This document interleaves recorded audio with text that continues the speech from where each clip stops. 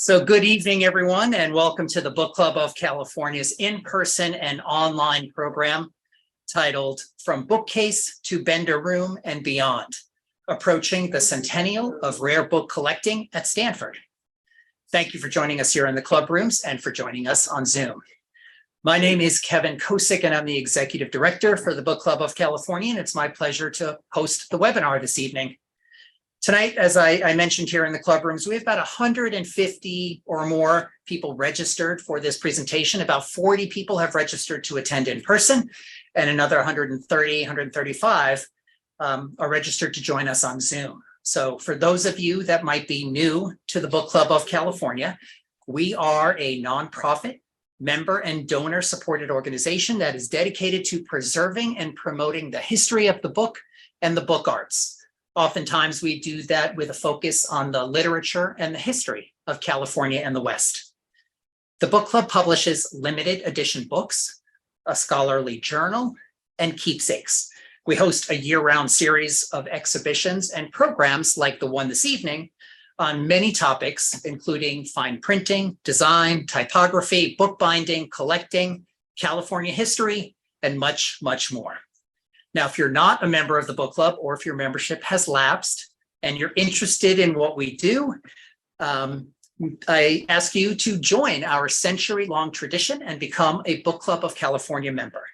Our membership dues are modest, but the benefits are many, and we simply can't do the work of the book club without the support of our members. So I encourage you to go online to bccbooks.org to join, donate, or learn more about the Book Club of California. And now for tonight's program and our presenter. The program is titled From Bookcase to Bender Room and Beyond, Approaching the Centennial of Rare Book Collecting at Stanford. And our presenter is Benjamin Albritton, Rare Books Curator in the Department of Special Collections at Stanford Libraries. Now, Benjamin Albritton has earned a BA in Literature from Yale University, an MA in Musicology from the University of British Columbia, and a PhD in Musicology from the University of Washington. At Stanford Libraries, he focuses on enhancing, enlarging, and celebrating the rare books and early manuscripts collections of the Stanford University Libraries. He works with curatorial colleagues across many different departments and provides support to Stanford faculty and academic programs using special collections materials. He oversees a number of digital manuscript projects, including Parker Library on the web, which features manuscripts in the Parker Library at Corpus Christi College in Cambridge. Tonight, Benjamin will be talking about the history of the collections and the collecting program at Stanford University. As you may know, in 1926, Albert M. Bender, one of the founding members of the Book Club of California, turned his philanthropic focus on Stanford University Library. His offer to assemble, with the cooperation of friends, a collection of notable examples of fine printing to be placed on exhibition in the Stanford Library was immediately embraced by faculty, students, and the library staff. This gift was the catalyst for the creation of a rare book room, a staff position for a keeper of rare books, and by the end of the 1930s, a division of special collections to manage the library's growing holdings of rare and distinctive materials. Now, tonight I expect you will hear about some of the notable pre-Bender acquisitions and the foundational gift of finely printed books that started and in many ways still shapes the collecting program at Stanford. Now, if you have any questions for our speaker, please use the chat and the Q&A functions in Zoom.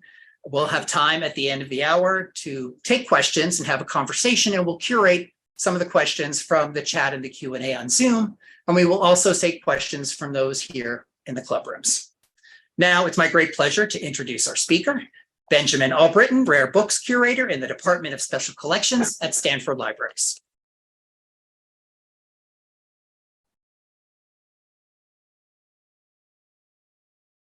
There you go.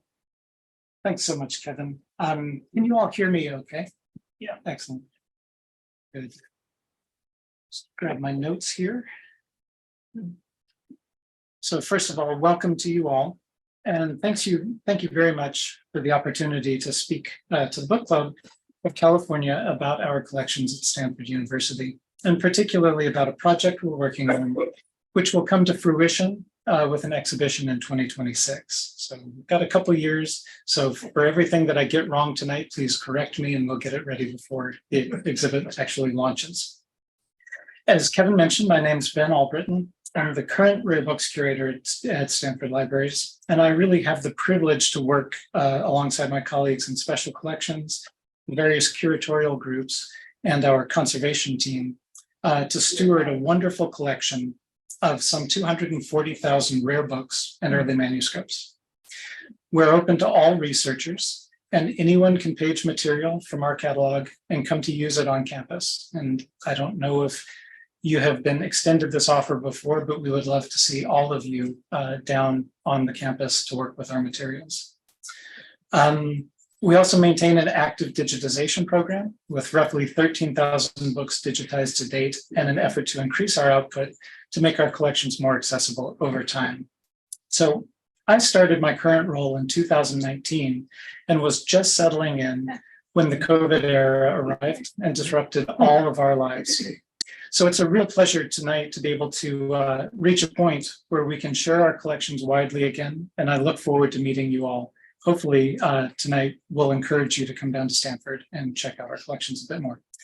Those of you who already know our book collections will probably know of our main collection areas in the history of science, British and American literature, and especially in the book arts. Both our extensive collection of contemporary artist books, shaped very much by the work of our head of special collections, Roberto Trujillo, as well as our fine press materials. My predecessor in this role, John Stain, helped so much in expanding. There's a gravity to institutional collections, with strengths and areas of interest frequently accruing more of what has already been collected.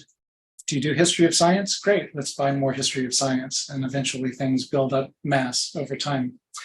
Every institution's rare books collections are shaped by the topography of collecting tastes over time, and I've been thinking a lot about the way our collection has grown since the 1890s and how it has a deep impact on how we support research and teaching today.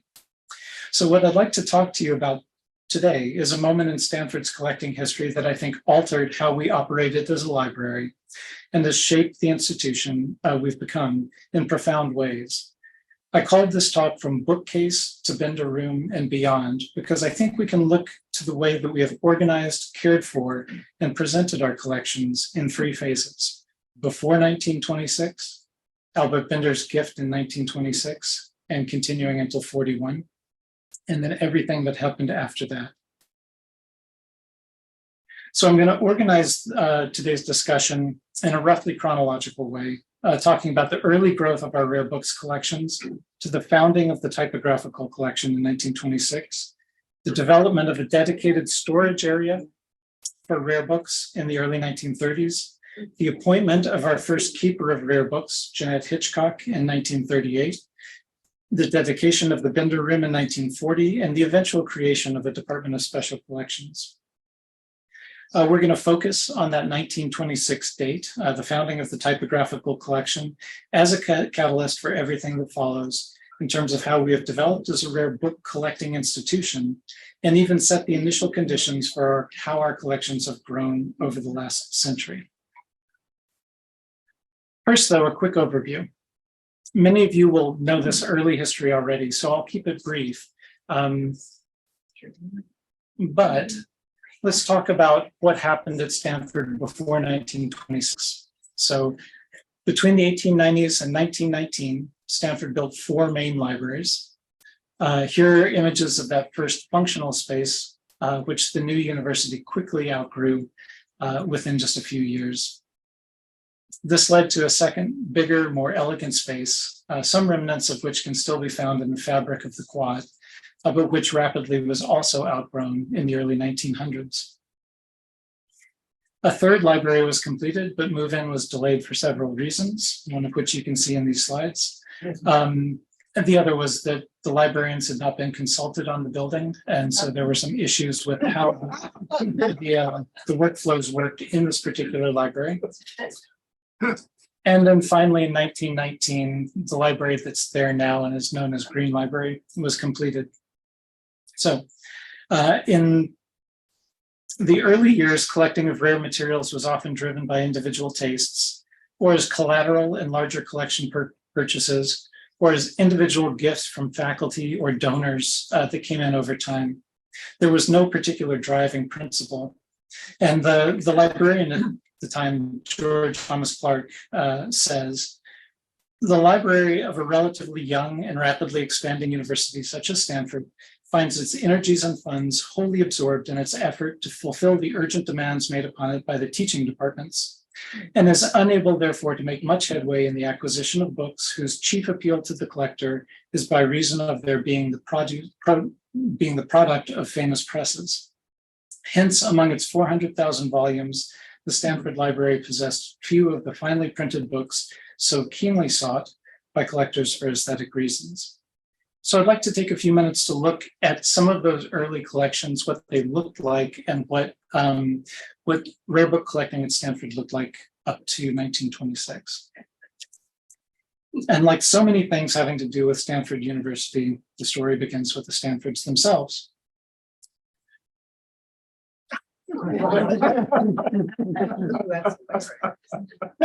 Leland Stanford said to the very first university librarian, Edward Hamlin Woodruff, well, libraries and books ain't everything. And then he quickly turned his attention to horse racing and the pugilistic qualities of the English sparrow. In an 1891 telegram to the university president at the time, David Starr Jordan, Leland also said, as a nucleus to start in with, I think a library such as a gentleman would have for his own use to cost about $4,000 or $5,000 would be sufficient.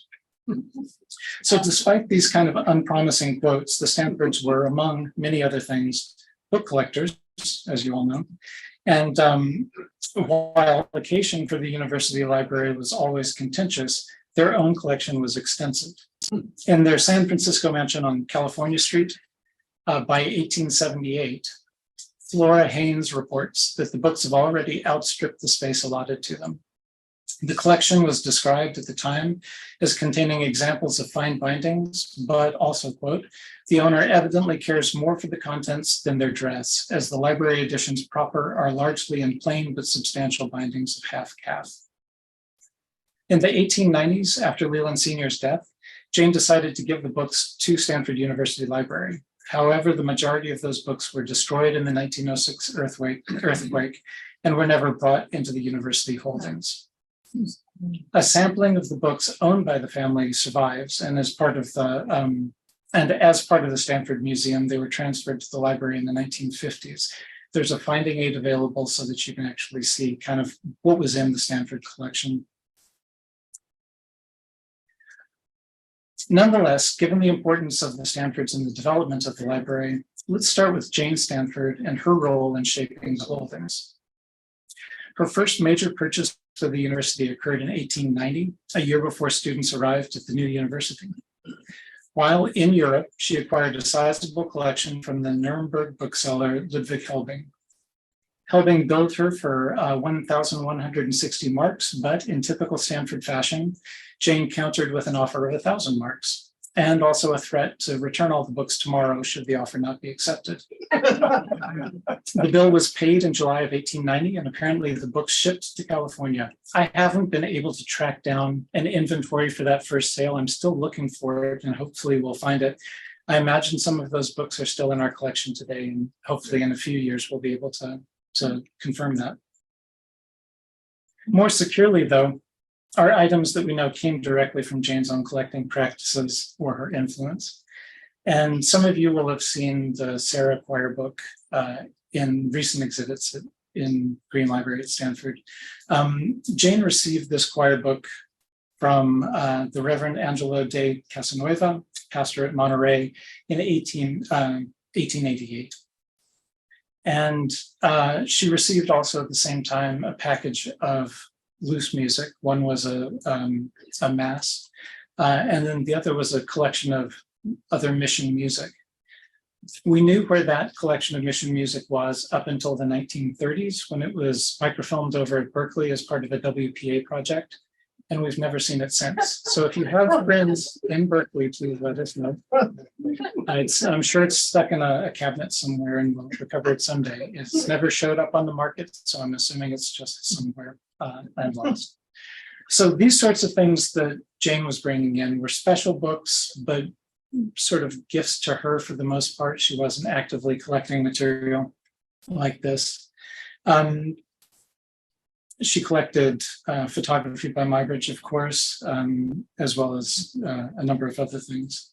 But the first, oh, sorry, missed out on this. Are there any music people in the room? Excellent.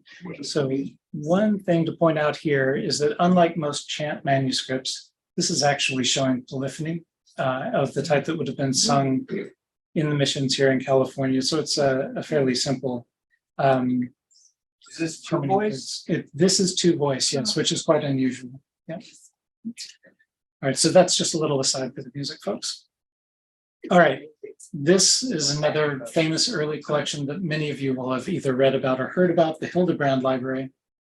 And it was famous as at Stanford, really, as much for how it was acquired as for what's in it. And the librarian at the time purchased this collection from the German scholar Rudolf Hildebrand from his estate. But Jane hadn't signed off on the payment, and she returned to Stanford, said she wouldn't pay for it, and the library was on the hook to come up with the money to pay for this very, very large collection.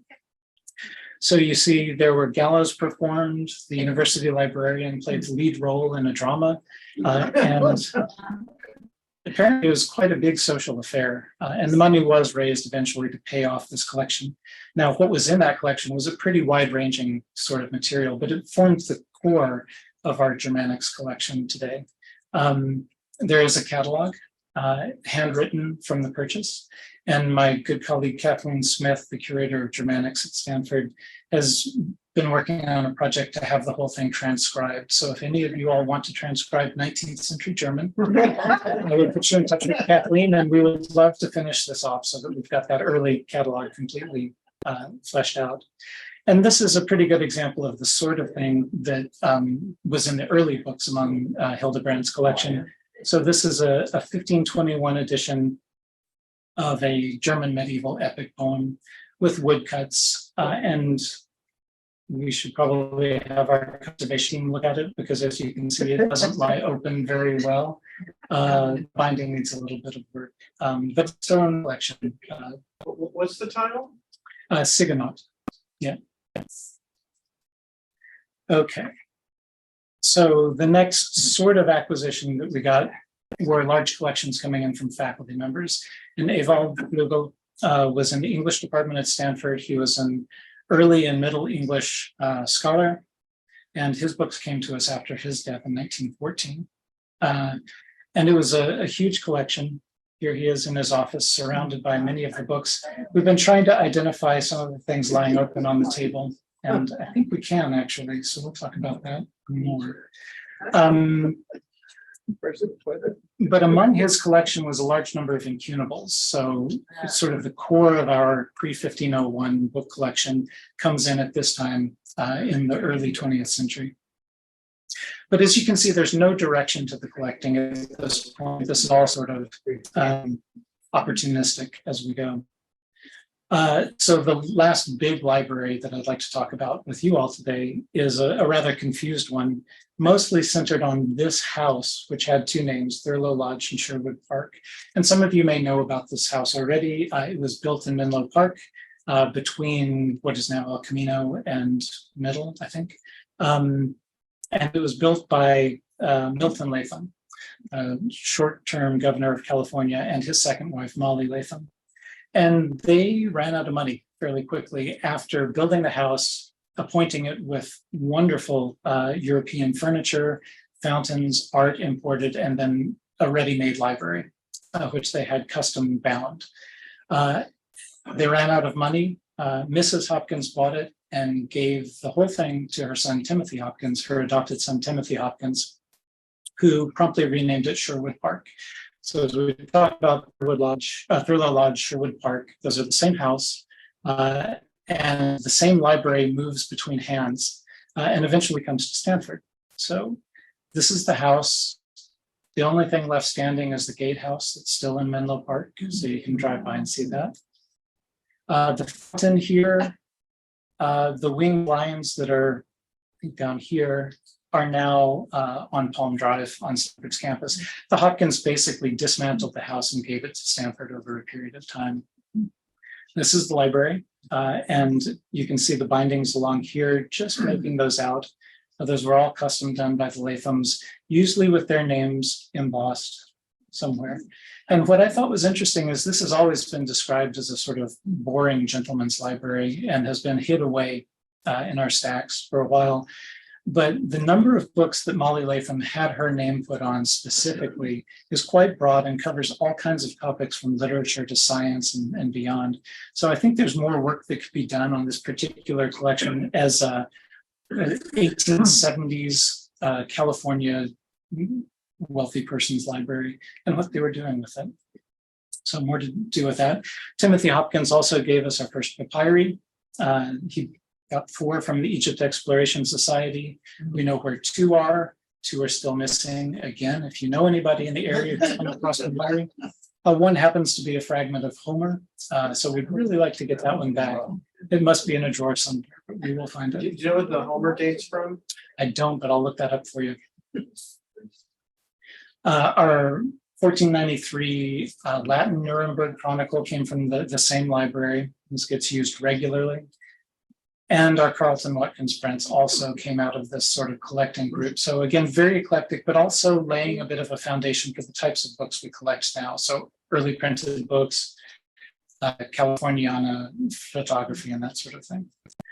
And then there's a whole bunch of stuff that just comes in as miscellaneous in this early part of the first quarter of the 20th century. Here we have a book gifted from William Bourne of Philoli fame. And it's a collection of material printed by Vallejo on the Zamorano press in Sonoma, which we've just recently had fully digitized. So if you're interested in Zamorano stuff, let us know. It's here, but there are very few copies of this still kicking around, and it was wonderful to kind of get it off the shelves, get it conserved, and then digitized as well to share. But again, the sort of thing that came in and sat on the shelf. The Stillman family, also collected. This was 2 sisters who graduated from Stanford in the early 20th century. One of them died in a fire in Chicago. The other one came back to Stanford and worked in the library for the rest of her career. And they collected a lot from the Bay Area, particularly literature produced in the late 19th and early 20th century. And we have 2 books given by this particular donor from Yone Noguchi. And those of you who know Noguchi may know his son, Sumo Noguchi, the designer, and Yone as a poet is pretty well known. His first 3 books were printed in 1897 here in the Bay Area, and they were done on local presses. So it was kind of fun to bring those out as well and realize where we got them from, and see the signatures and things like that he brought in. So more work to be done there as well. And then, of course, there are the unknowns that are coming in through the collection. We don't know where they came from. We don't necessarily know what they are, and we still don't.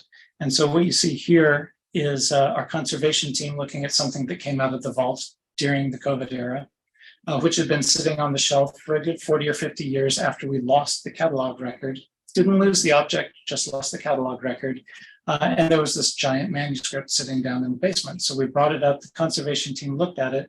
And as we've done more research, it appears to have come into the collection sometime before 1910. It was listed as old stock then. We don't know where it came from. It's a choir book likely produced in Mexico. In 1940, Jeanette Hitchcock gave a radio presentation about this manuscript. in which she said, "We know nothing about this manuscript." And it has then sort of disappeared into our stacks and come back out. And we have a wonderful graduate student named Christina Kim, who is now working on this book as part of her PhD work and is trying to piece together exactly which area of Mexico this came from, which scriptorium, and that sort of thing. So, the early stuff is interesting, but also just all over the place and scattershot. So the bookcase of the title was how you access these books in the pre-1926 era. The director's office in the library, and here are the two library directors that were in charge at the time, kept this material on a bookcase. You had to make an appointment to come into the director's office to work with it. And that was how you accessed our rare collections. And that state of affairs might have continued for some time if it weren't for that 1926 watershed moment that changed everything. So if we look at this timeline, the founding of our typographical collection can be taken in context. Sometime in 1926, Albert Bender was invited to speak with faculty and students about fine books, which led to an offer from him to organize a gift to the university of a typographical collection. This was around September 1926, and in short order, about 150 books came to the library. We'll talk more about that in a minute. By 1927, a catalog was produced, which Bender used to advertise his project to friends worldwide, and it was so successful that by 1929, the library proposed to the university that a room needed to be set aside to house the rare book materials. This came to fruition in 1932, and by 1938, the room had changed from being a storage space to an active research area. The room was dedicated to Albert Bender in 1940, and he died the next year. And then Stanford organized a division of special collections to oversee rare books and manuscripts in 1948. While all of this might have happened eventually, as it has in most other university libraries over time, that 1926 Bender project built momentum. It produced a need within the library to formally organize a unit and space and to staff it. And the gravity of that collection began to grow, attracting activity and growth over the decades to come. At the center of all of that activity was Jeanette Hitchcock. She moved from cataloger in the 1920s to the organizer of the rare book storage room, to the eventual keeper of rare books, our first keeper of rare books, and finally to the head of special collections, our first head of special collections. She deserves an entire future talk dedicated just to what she accomplished in her decades at Stanford.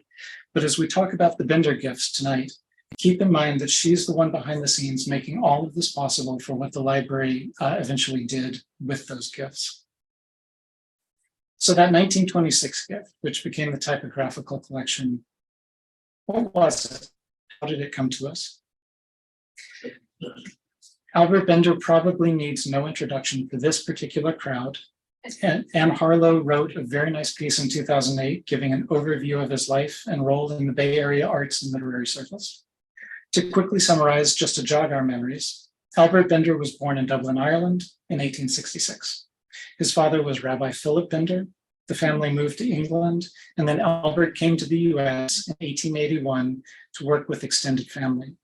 He became a philanthropist fairly early on, and much of the money he made through business and insurance dealings was given away to support artists, institutions, and communities here in the Bay Area.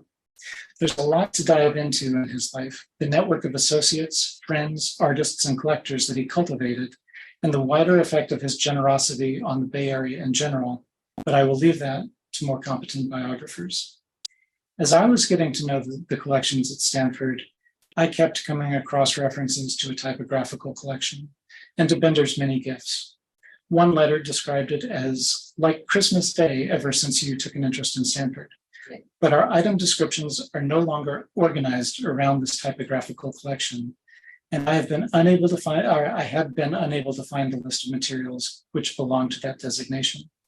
I knew about our Gunst collection, our extensive book arts collection, the Felton collection for British and American literature, and the Rare Books collection, which is sort of a catch-all for everything else, but I could find no typographical collection.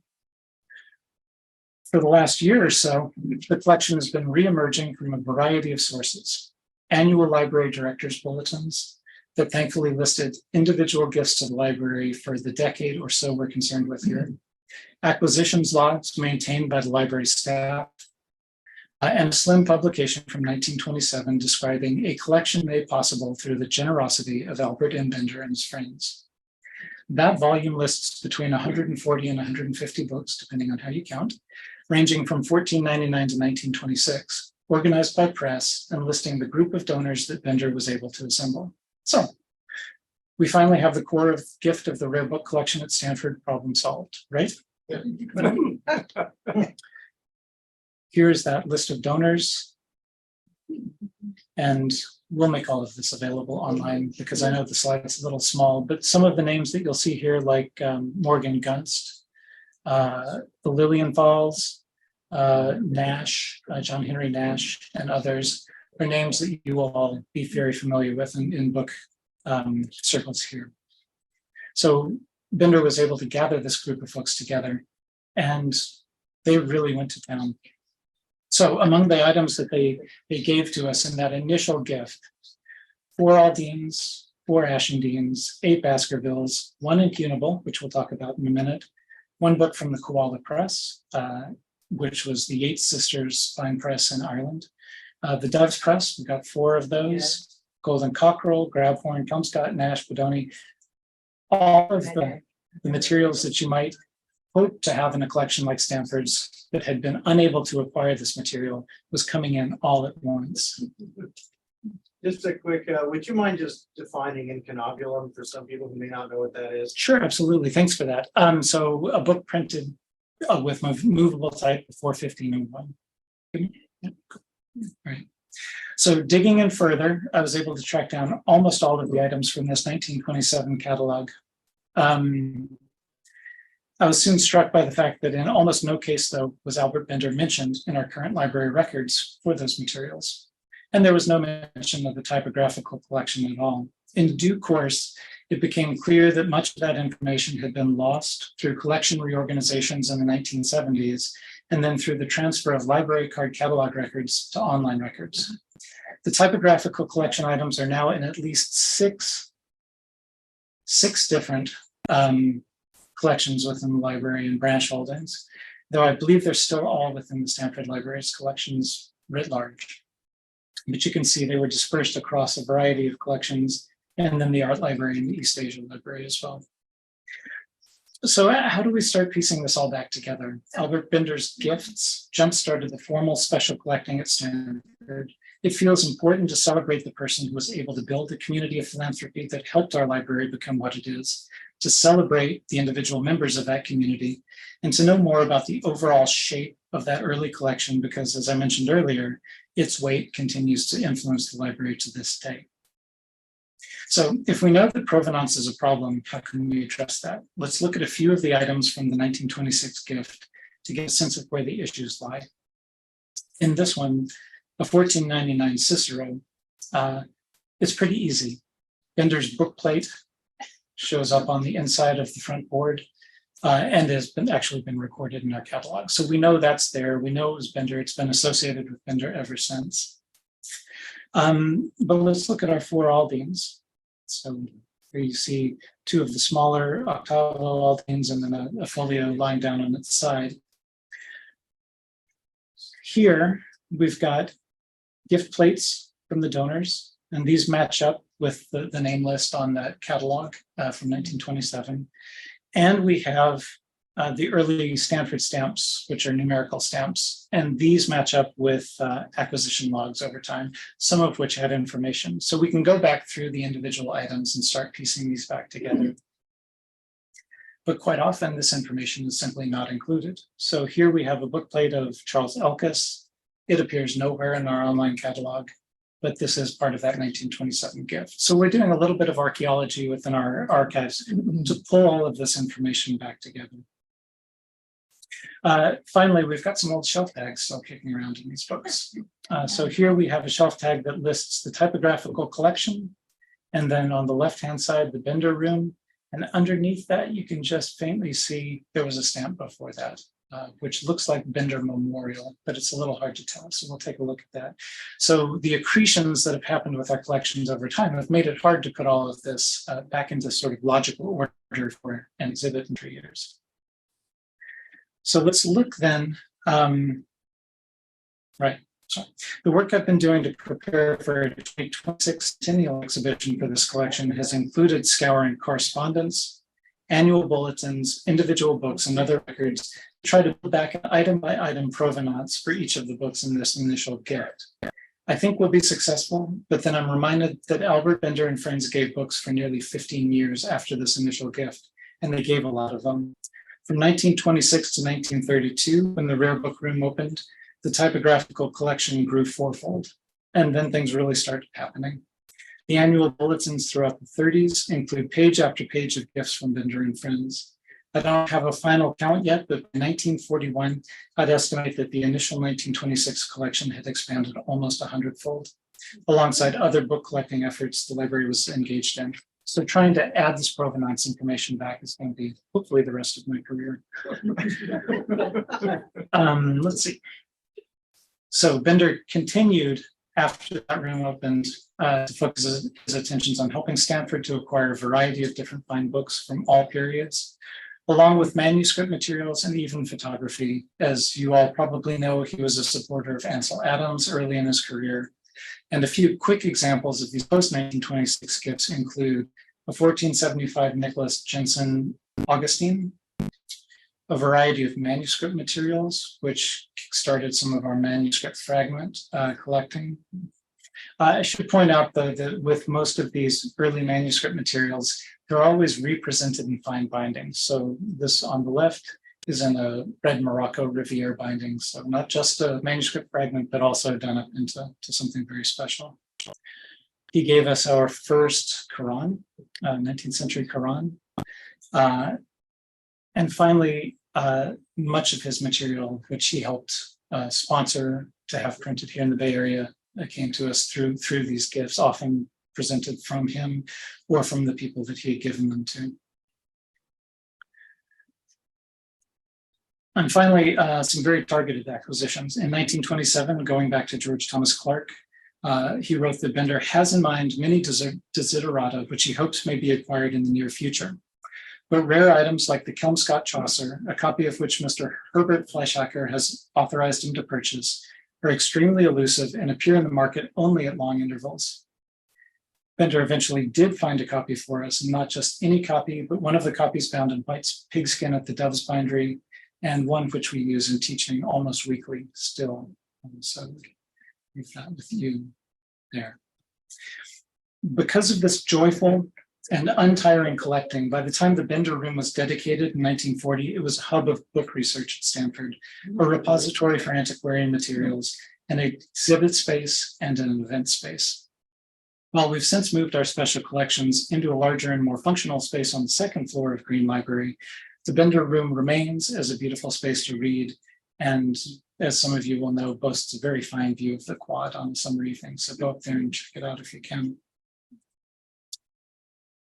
Though it is nice to think about what it would have looked like if it had remained a special collection space. This is from the 1950s, I believe.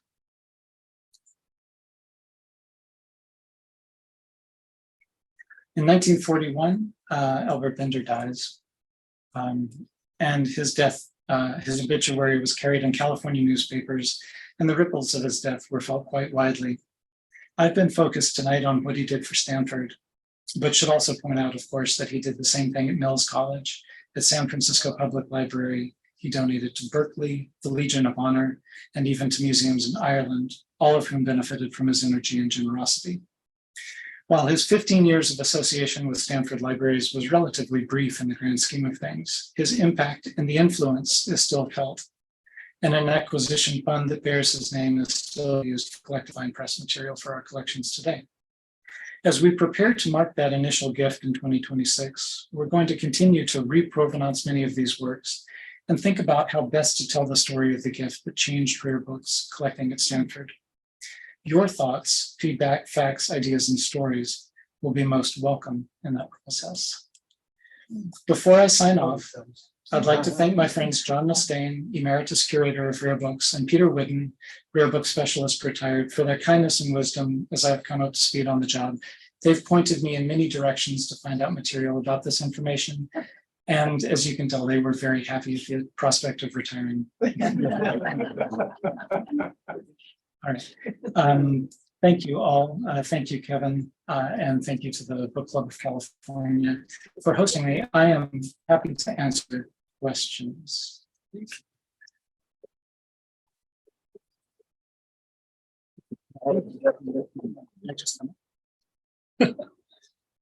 So we're going to leave that slide up for a moment and we'll take some questions and then we'll close this Zoom so people, yeah, we'll start over here. Just so right, because I've been to the rare books room where is that the vendor room? That is not. So the Bender No. room is up on the 5th floor, and Okay. it's currently an undergraduate reading room. A nice space to be. So does that room where you get to look at the rare books, does that have a name or is it just part of the Green Library? It does have a name. It's the field room. The what? The field room. The field. Yep. Thanks. Yeah, you can turn that other light back on. I guess, yeah, I'm just curious, maybe from a historical perspective, is there a reason why some of these volumes were not given the provenance as we consider it today? Is that just a change of perspective of how books are put into a collection, or is there another reason that you would think? Yeah, it's something I've been trying to figure out myself. So thanks for asking the question. What it looks like has happened is, as often happens in institutions, a confluence of events over time as people have come and left, workflows have changed and that sort of thing. So we know we lost some provenance information when we moved from the card catalog to online records. Part of that process was scanning the front of the card catalog record and keying that in. Special collections provenance information was on the back of those cards. So that didn't get picked up. So that's one thing that happens. The reorganization of the collections, particularly with the gift from the Gunsts in the 1960s, that collection became the Book Arts and Fine Press collection. And almost all of Bender's gifts were folded into that. And my guess is at the time there was either not enough staff support or something else was happening where that provenance was just not recorded as it moved in. And they had assumed that the typography collection was defunct. The Gunst collection was now going to be that Book Arts collection. And so that information just wasn't retained. So yeah, it's an interesting institutional story. Another question here in there. What's the advantage of having a Chaucer like that compared to a Penguin paperback for students? That's an excellent question. Thank you. So a couple things about that. And it has a lot to do with how we teach Chaucer, right? So working back from the text, which is perfectly serviceable, has been edited, is scholarly, that provides a secondary source. What we tend to use this Chaucer for in teaching is more of a look at how not only the text itself was being received in the 19th century, but how people were thinking about creating fine books and trying to recapture that aesthetic.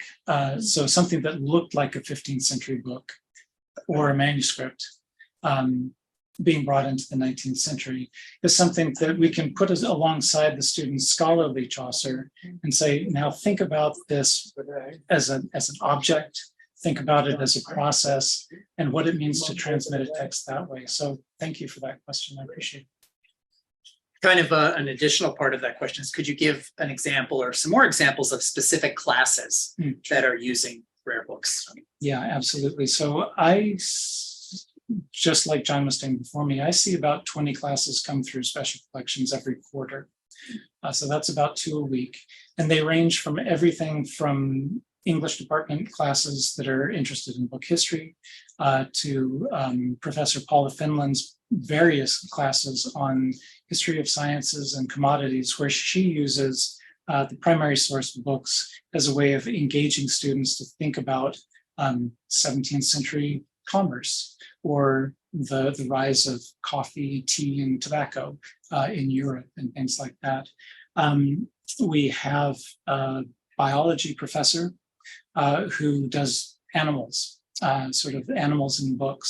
And he'll bring his students in to look at various representation of animals in literature and scientific books and manuscript and things like that. Trying to think. Oh, and then we have more focused visits as well. So we might have somebody come in who only wants to work on Homer. And so we'll get everything out from Homer manuscripts to the very earliest editions we have from the 15th and 16th century, right up to 18th, 19th, and 20th century scholarly editions, so that they can see the breadth of how a text is transmitted and how it changes through different editorial techniques and things like that. Yep, that's Awesome. great. There's this another message in the chat. It's from Ann Harlow. Okay.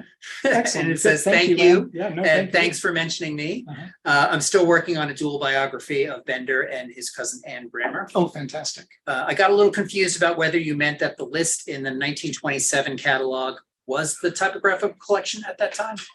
It was the core of the typographical collection. So in September of 26, Bender and friends started giving us books. And they built up a collection of about 140 or 150 in a 6-month period. And the catalog was produced basically as marketing material. We only have 2 copies of the catalog left at Stanford. And I've got letters from Bender writing to say, can you give me some more? I want to give them away. I want to take them to Europe. I want to send them to friends. So he was sending this out saying, this is a project I'm working on, and using that catalog basically as marketing and collateral. And then the second part of that is, did Bender endow the acquisition fund, or was it just named in his honor? That's a good question. My understanding is that it's an endowed fund. I don't know if it came from his estate or from friends after his death, which is possible. So that's an excellent question, and I can find out about that. Do we have a question here, Steve? Just, would you mind telling some people may not know what the Kelmscott-Chaucer is and why it's so important? Sure, that's okay. Some of it- That's another presentation. Let's know. give a brief. That's it. So William Morris's Kelmscott Press, as you know, was devoted to fine printing the beautiful book. The Kelmscott Press is sort of an omnibus edition in a large folio with specially designed type, woodcut decorations and things like that, all pulled by hand. And in a small run. So there are not very many of them out on the market. They showed book production care from the late 19th century, and they influenced sort of arts and crafts book production for decades to come after that. So most of our late 19th, early 20th century fine press are looking back to the Kelmscott Press. So as a model for a 19th century handmade book, it's something that we look back to. But yeah, I think there are dissertations on the book, so I'll leave it at that. Other questions here in the room? Sure, over here. Oh, I'm kind of curious about the exhibit and how you go about selecting from all those amazing treasures, what the kind of focus of the exhibit will be, what the highlights from the collection. Thanks, Beth. That's a great question. So as you all can probably tell from tonight, I'm grappling with what seems to me like a very big problem, and now starting to narrow it down to something that will fit into 18 cases 3 years from now. So one of the things that I first thought was, well, all of the major presses that Bender gave to us and Bender and friends gave to us should be represented. But that also doesn't seem like it's telling the story, not only of his gift to us, but of his gift to various Bay Area institutions. So I'm really rethinking what the story of the exhibit is. It seemed at first just, great, let's celebrate 100 years of this collection being at Stanford. But I feel like there's more there, and I would be very appreciative of anybody who has ideas, thoughts. Beth, if you actually have ideas, let's go have coffee and chat about it. Because I think there are a number of different ways to tell this story. It could be about Bender. It could be a biography of our collection, really, which is where I'm starting to lay down, because the books that he gave us, books that he and his friends gave us, the Ashendeans, for instance, we now have an almost complete run. So not only did we get those first 4 books, but we kept adding to that over the years. Kelmscott, we have a complete run. So the weight of that collection changed how we collected at Stanford, and it shapes how we teach with our collection today. And so thinking about it from that perspective, how that core actually has turned us into what we are today and what we can do. There are many things we can't do with our collections at Stanford. And that I think would also be worth telling, because this was a very Eurocentric focused collection for a long time. And the weight of the way we collected has shaped what we can do now and what we would like to do now. I think you've answered your question. How do you see teacher students would be the focus of the Could Thank you for clarifying that. I was sort of word salad there, but yeah, that's great. So there's a question here about digitization. Mhm. Can you describe kind of the steps and the process and what gets selected and that whole thing? Yeah, so digitization is an expensive process for a library like ours. There are curatorial selections. So right now I'm working on a project to digitize our Koala Press collection, and I'll use that as an example. So we've got a complete run of the Dunedin Koala Press materials that came from the Yates Sisters Press. And we want to make all of those available as a reference collection on the web that people can look at. So not only did I have to select the material from our collection, which was a true joy. It was under cataloged and there are all kinds of wonderful inscriptions in there. But then our conservation team went through every single book in the collection. There are about 140 of them. And they had to open up pages that had been unopened since we received them. And then assess them for openability and friability of the glassine that's wrapped around the binding. And then it passes off to a digitization team that's 3 or 4 people strong who are photographing it, QA, QC, quality assurancing it, and then putting it into our digital repository. And only then can we start doing things with it for the public. So it's a long process, very expensive, but we think it's worth it because we know that not everybody can come to Stanford to visit our collections. We want them to be research collections for the world. So one way of doing that is letting people know what we have through digitization processes. And that way, at least people can get a better sense of the contents of some of our materials. And so if you happen to be a researcher and you've got a legitimate reason to have something digitized, let us know. Yeah, I assume you're doing the image scan. Are you also converting text to digital text? Well, that's an interesting question. For some of it, we are. So for some typefaces, OCR works very well. For some, like the Kelmscott books, it doesn't work as well. So where we can, we do. And then we're working on a variety of projects through hand transcription, or we've experimented a little bit with AI transcription, handwritten text recognition that can work for some of these fonts as well, or typefaces. Not so much success with that yet. So that's really small batch work. So we're kind of working on both at the same time. And hopefully the huge changes that have happened with handwritten text recognition over the last 5 years will hopefully continue and then feed into that process. So we're almost at the top of the hour. And is there any other questions here in the room before I ask one last question from Zoom? Great. Is Stanford actively seeking any new donations and acquisitions at auction? And what are the priorities for additions to Stanford's special collections? That's excellent. So it's a great ending question. It's a great ending question. So the answer, of course, is yes. But the more interesting question is what and why. And I'm very fortunate to work with about 20 to 25 curators across the libraries every year who are purchasing for special collections. So I get to steward the collection, but I'm working with incredibly smart colleagues who have very different collecting interests than I do, who are bringing material in. So it's a very diverse collecting group at the moment, which is wonderful because this, like that 1926 period, is changing the weight of our collections in some ways. So what we're looking for will depend on which curator you're talking to. But if you are interested in talking, You're here to listen. Great. Well, thank you so much for joining us tonight. Big round of applause. So, thanks again, Ben. It was great to have you here. And thank you all for attending this Book Club of California program. Please join us for our next in-person, actually, it's a virtual program. Our next program is a virtual program. It's Monday, June 26th at 5 p.m. on Zoom. It's titled Teaching the History of the Book, and it's a roundtable discussion. Joining us on Zoom will be the editors and selected contributors from the book, Teaching the History of the Book.